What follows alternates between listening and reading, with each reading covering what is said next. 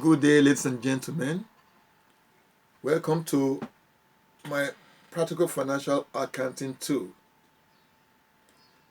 This section we address the case study from Practical Financial Accounting 1. This is a solution to that particular case study. My trading name is Donzo Laurel. My email address is shown on the screen. If you have any clarification you need to do concerning this particular session I'll be running, please feel free to email me quoting reference PFA02. May I disclaim the background music playing now? I use it to calm me down when I'm dealing with a number crunching exercise like this. I hope you enjoy it. Please, as we go along, give me a thumbs up if you like what I'm doing, and subscribe, please, and then press the notification bell so that you will be the first to be alerted when I upload new materials. Now, let me quickly carry on with today's exercise. It's actually solution to case study 1 of the Practical Financial Accounting 1 bookkeeping. In last session, we made some entries to the bank account, capital account, and then the loan account. The above accounts are now completed and you can review your performances. In addition, the baking machine account, the rent account, and light and heat account are all shown here as well. Ensure you complete the rest following my recommended line-by-line approach. Once you have done so, try and extract the trial balance. I will be going through this with you and explain the treatment of some of the items inherent in this solution. This is the completed trial balance. Okay.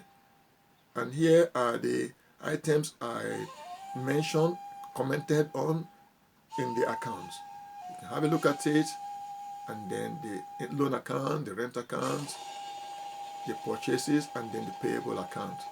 So, time permitting, I will come back to this again. So now let me just pull up the last material, okay, so that we can actually see the case study. In our last exercise, we dealt with some of these items, as I mentioned before. Under folio 1, we dealt with the capital introduced by Shelley to the business, and then under folio 2, we dealt with the bank loan she took. And now we need to do the rest, address the rest items. The next one here is the bank transaction, which I will cover under folio 3. So let me pull up the Excel I normally use for this. Okay, I will we're up to point 2.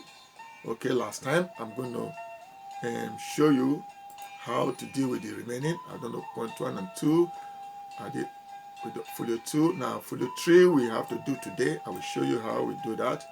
And then, okay, show you how to do that.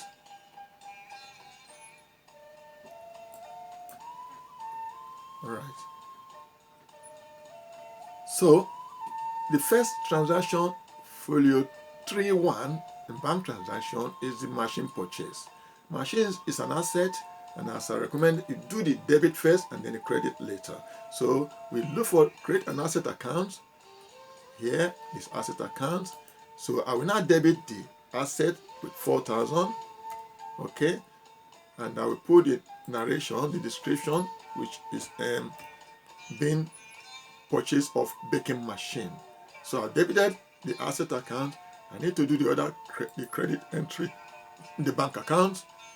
Go back to the bank account and post that again as a credit to the bank account, and the description is baking machine purchase. The next one is rent. I go to rent account, debit rent account with the amount, create a rent account if you haven't by now, and then folio 3-2, post that again. Okay, 3-2, post that again. That is the rent account debited with 1,500, and the description is being rent paid. Now go and credit bank. Thank you for providing the money to pay for the rent. You should credit bank. So it's credit 1,500 and then being rent paid. The light and heat again, we have to debit the bank account, the light and heat. Have I got it? I got it here. Debit light and heat 1,750, and then the description is being light and heat paid. So go and credit the bank for providing this fund to do this. So post it. It's a credit 750 to bank, and then being light and heat paid.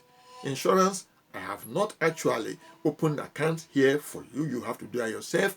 But what I will do is to do the bank side of it. So if I have debited the bank, which you have to do, debit bank, insurance is 740, and then you have to credit the bank account 740 for the insurance. Okay. Receipt from customer. I have not actually opened the receivable account for you to see here, but it's done already. Open it up. Then what you need to do is, because the bank is receiving 12,000, so you have to debit bank again for receiving that amount from the receivables. Then we now put the description, which is being received from customer. Then you go and credit the receivables with 12,000 for the money they paid to you. All right. So it appears we've dealt with everything to do with the bank here. So let me go to the next slide. And now this is a cash transaction. Here again, I have not opened the cash account. You have to open it yourself again. But whatever account I have on screen here, I will post the other part of it. So stationery, I have not opened as well. So what you need to do is open a stationery account, debit it with 110, and credit cash account with 110. The cash sales receipt again, I have not opened cash account, neither have I opened the sales account. So the entry here is to debit the cash account, okay, with 1,500 for receiving the money from sales, and you credit sales account 1,500 for giving us the opportunity to earn that money. Other information. Purchase was made on credit for 6,500. This again, I have not opened purchase account. Open it, debit purchase account 6,500, and open payables account as creditor and credit them with 6,500.